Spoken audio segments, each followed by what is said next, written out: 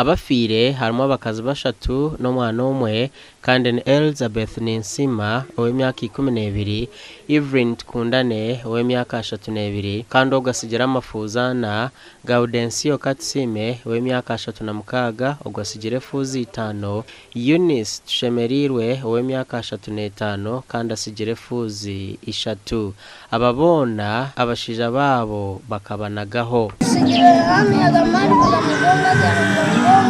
Balenza yangu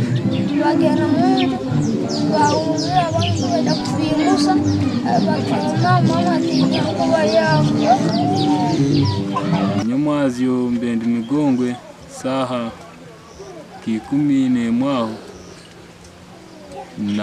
natungise erukumanyisa ngo mama yaterwa enkuba niwabe nampe ya school fees konka hati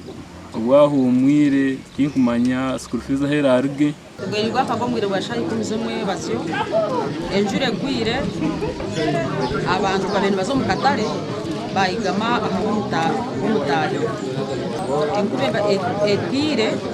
hafa abantu bashatu kono abandi basigara balembe nanka anjure sija yabatwara Kyegegwa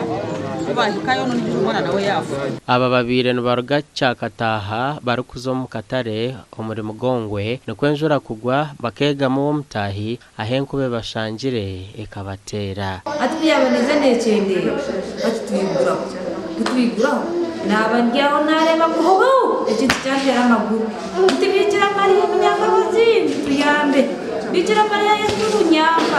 atumba ndiyaho nyimuka ndeba amaguru gayanga akaje ko kwivire karacendera mu porampo na ijanaza kureba aho yaterera muka nashanga imirambo yone randamiye hasi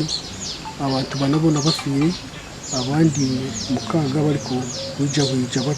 batine mani abirendezi abahiguru mu ndengo zona tubashaba ngo batubase kutukwatiraho nanga kutuyamba habwo kuba ikintu kihunga bara ikibereho mu seru ya cyakataye siwanu mugombora ya migombo. Winfred Businje umuhezi wa mkuru w'entebe ya kashatwa haba mgongwe na jango cyaro cyona kino bwoba enjura etanjiro mushaha 10 yabanza yayetorora yayetorora kuyamara yamarirana hano atokumarirana hano nibwo kubebene banza yatera kuyamara kutera enjure kabona kugwanyiti atakurugaho yagumane gwancense mpaka shaha nazeche abatungiro buta bariyo no batungo bujanjabi ahirwariro ya Kyegegwa General Hospital abo abahurire n'umunana abakiro hayirwariro bari yakitanda konko muri yabo munana omwe ni wari kurebeka nko mukakirwira kino bukuta bwingi